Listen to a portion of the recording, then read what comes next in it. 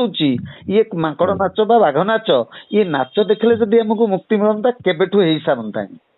ତେଣୁ ଆମକୁ ପ୍ରବଚନ ଶୁଣିକି ମୁକ୍ତି ମିଳିବ ନାହିଁ, ଭାଗବତ ଗୀତା ପଢିଲେ ମଧ୍ୟ ମୁକ୍ତି ମିଳିବ ନାହିଁ, କିନ୍ତୁ ଆମକୁ ଗୋଟେ ଉତ୍ତମ ରାସ୍ତା ଦରକାର ଯାହାକୁ ପ୍ରସ୍ଥାନ ତ୍ରୟୀ ବୋଲି କୁହାଯାଏ। ପ୍ରସ୍ଥାନ, ଆମେ କାହାକୁ ଖୋଜୁଛୁ ନା ଯୋଉ ଜାଗାରୁ ଆମେ ଆସିଛୁ ପୁନଶ୍ଚ ସେହି ଜାଗାକୁ ଫେରି ଯିବା ପାଇଁ ଆମେ ଭୁଲି ଯାଇଥିବା ରାସ୍ତା ଟିକେ ଖୋଜୁଛୁ, କିଏ ଦେଖେଇଦବ।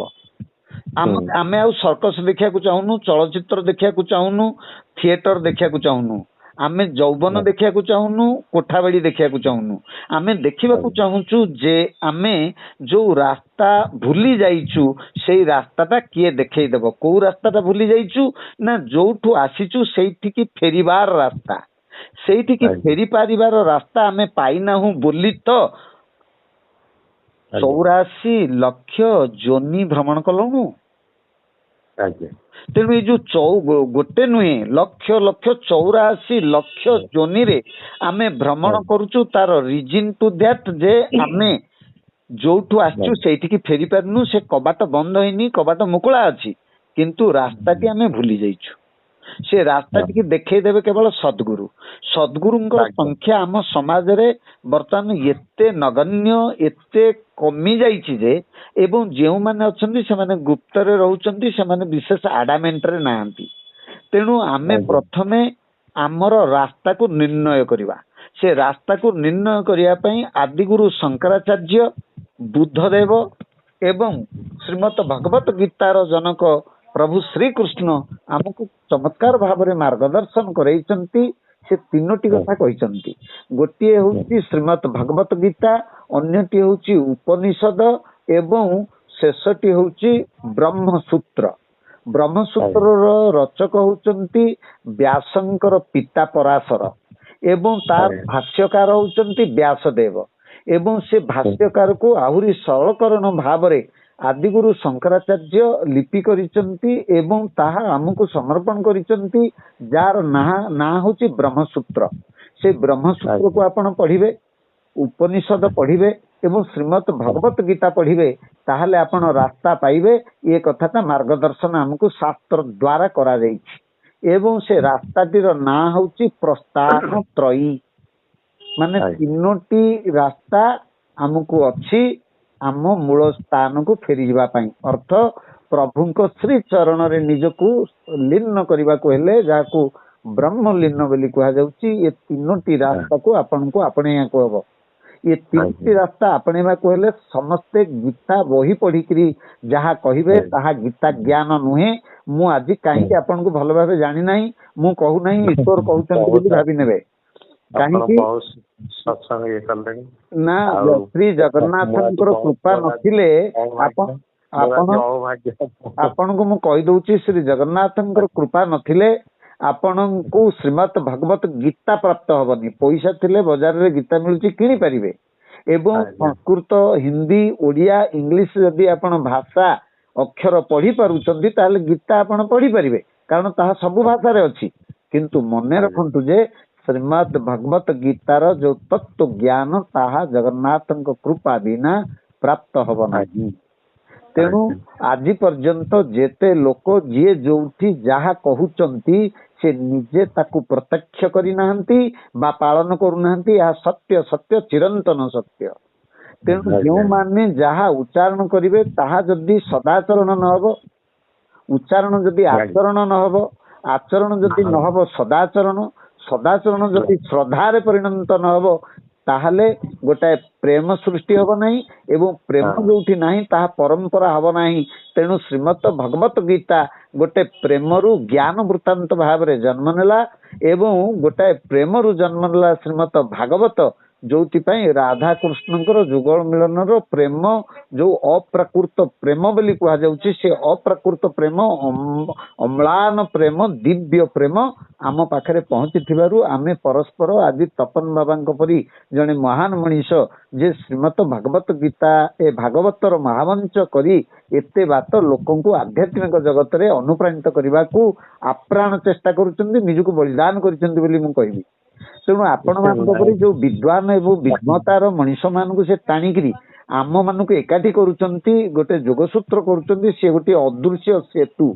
ତେଣୁ ଆଧ୍ୟାତ୍ମିକ ଜଗତର ଅଦୃଶ୍ୟ ସେତୁ ଭାବରେ ମୁଁ ତପନ ବାବାଙ୍କୁ ଶତକୋଟି ନମନ କରୁଛି ଏଇଥିପାଇଁ ଯେ ଇଏ ସମାଜ ଆଜି ଯଦି କିଛି ବା ଭଗବତ ପ୍ରେମୀ ସୃଷ୍ଟି ହଉଛନ୍ତି ତାହା ତପନ ବାବାଙ୍କ ପାଇଁ ହଉଛନ୍ତି।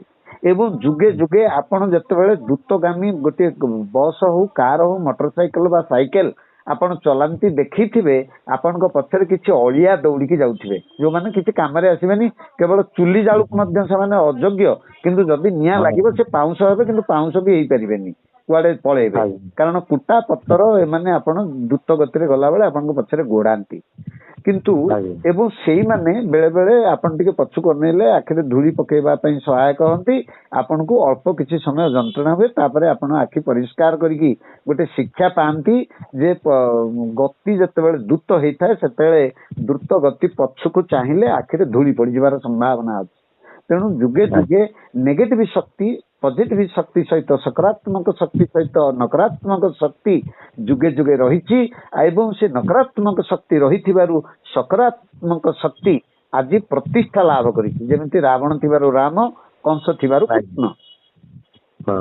ତେଣୁ କୌଣସି କଥାକୁ ଭ୍ରୁକ୍ଷେପ ନ କରି ଯେତେବେଳେ ଗୋଟିଏ ସତ ଅନୁଷ୍ଠାନ ଚାଲେ ସେତେବେଳେ ତା ଚାରିପଟରେ ଅଦୃଶ୍ୟ ଆଲିମେଣ୍ଟସ ମାନେ ଘୁରି ବୁଲନ୍ତି ତାକୁ ନଷ୍ଟ କରିବାକୁ। ଯେମିତି ଆମର ବିଶ୍ୱାମିତ୍ର ଯଜ୍ଞ କଲା ବେଳେ ତାଡକା ଅସୁରୁଣୀ ଆଣିକି ଝାଡା ପରିସ୍ରା କରିଦଉଥିଲା।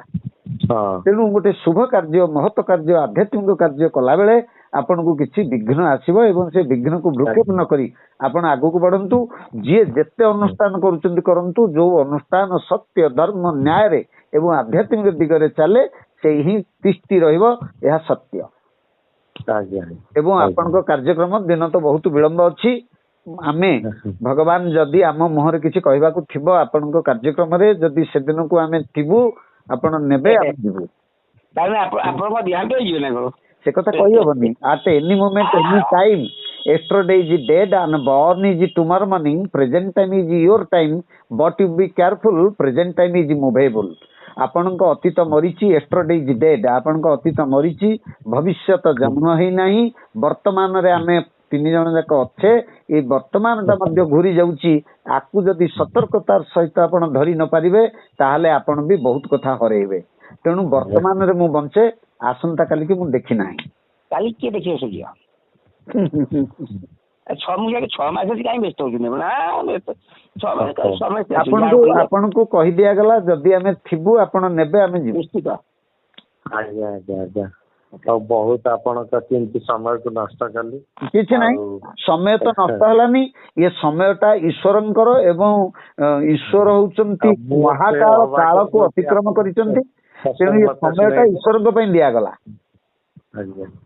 କାରଣ ସାମ୍ନା ଲୋକକୁ ଆପଣ ଯେତେବେଳେ, ମୁଁ ଆଉ ପଦେ କହିଦଉଛି, ସାମ୍ନା ଲୋକକୁ ଆପଣ ଯେତେବେଳେ ଅଣଦେଖା କରିବେ ସେତେବେଳେ ଆପଣ ନିଜେ ସମାଜରୁ ଅଣଦେଖା ହେଇଯିବେ।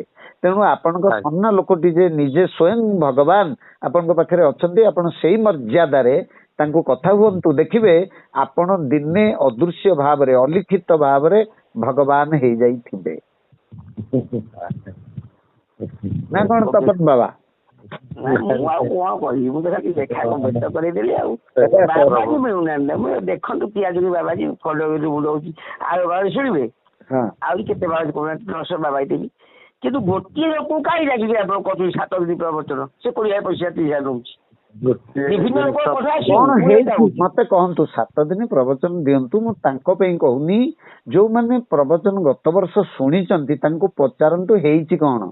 ଏବଂ ମୁଁ ଆପଣଙ୍କୁ ଗୋଟିଏ କଥା ଉତ୍ତର ଦଉଛି, ମୁଁ ବୋଲି ନୁହେଁ, ଆପଣଙ୍କୁ ପ୍ରବଚନ ଦିଆଯିବ ଏବଂ ଆପଣଙ୍କର ଫଳ ଫଳିବ। ଗଛ ଲଗାଯିବ, ଫଳ ଗ୍ୟାରେଣ୍ଟେଡ।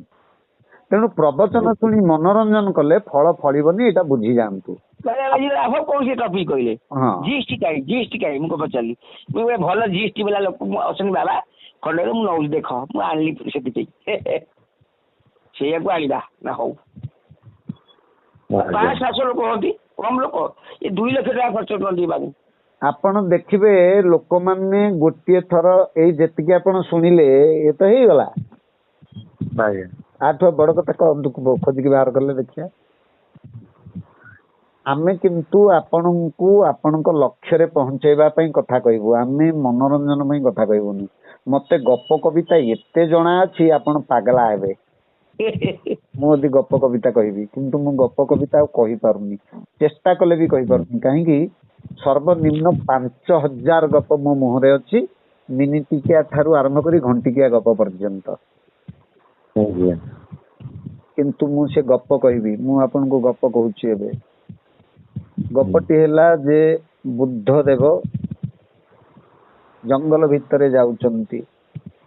ହଠାତ୍ ତାଙ୍କର ବଡ ଭାଇ ଏବଂ ତାଙ୍କର ଅନୁଗମନ ପ୍ରିୟ ଭକ୍ତ ଆନନ୍ଦ ପଚାରିଲେ, ପ୍ରଭୁ ମଶାଲ ଜାଳି ଆମେ ଜଙ୍ଗଲରେ ରାତ୍ର କାଳରେ ଯାଉଛେ, ଯଦି ଏ ମଶାଲଟି ଲିଭିଯିବ, ଝଡ ଆସିବ ଏବଂ ମଶାଲ ଲିଭିଯିବ, ଆମେ ପଛକୁ ଫେରିବା ନା ଆଗକୁ ଯିବା?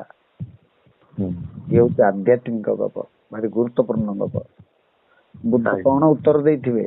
ବୁଦ୍ଧଦେବ କହିଲେ, ଶିଷ୍ୟ ପ୍ରଶ୍ନ କଲେ ବୁଦ୍ଧଦେବଙ୍କୁ, ଗୁରୁଦେବ ଆମେ ଯୋଉ ମଶାଲଟି ଜାଳି ଆଗକୁ ବଢୁଛେ, ଯଦି ଝଡ ଆସିବ ଏବଂ ମଶାଲ ଲିଭିଯିବ, ଏ ଅନ୍ଧାର ଜଙ୍ଗଲ ଭିତରେ ଆମେ ଆଗକୁ ଯିବା ନା ପଛକୁ ଫେରିବା? ଉତ୍ତର କଣ ହବ? ଇଏ 10 ସେକେଣ୍ଡର ଗପ। ଏମିତି ଗୁରୁତ୍ୱପୂର୍ଣ୍ଣ କଥା ଗପ ଅଛି। ବୁଦ୍ଧଙ୍କ ଜାତକ ଗଳ୍ପ ଠାରୁ ଆରମ୍ଭ କରି ଭାଗବତ ଗୋଟେ କାହାଣୀ। ଆପଣ ନିଶ୍ଚୟ ଆସିବେ, ସନ୍ଦେହ ନାହିଁ। ଆଉ ତାଙ୍କ ଇଚ୍ଛା, ମୁଁ ତ ଆପଣଙ୍କୁ ଆଣିବି ବୋଲି ମନସ୍ଥ କରିଥିଲି। ଆହୁରି ଅଛନ୍ତି, ଆପଣ ଆସିବା ଧାର୍ଯ୍ୟ। ଆପଣ କଥା ଦେଇଛନ୍ତି ମାନେ ଆସିବେ ତାଙ୍କ କତିକି।